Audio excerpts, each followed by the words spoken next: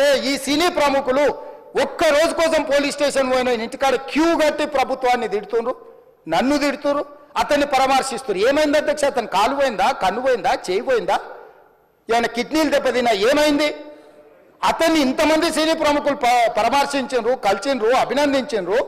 కానీ ఆ పిల్లగాన్ని కనీసమన్నా పరామర్శించడానికి సినీ ప్రముఖులు ముందుకు రాలేదంటే సినిమా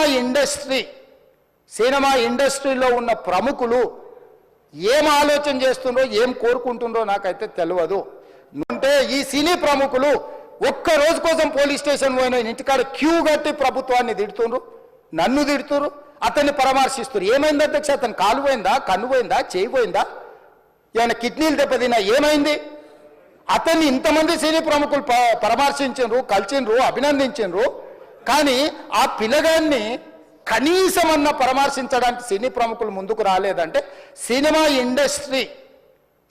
ఇండస్ట్రీలో ఉన్న ప్రముఖులు ఏం ఆలోచన చేస్తుండ్రో, ఏం కోరుకుంటుండ్రో నాకైతే తెలియదు.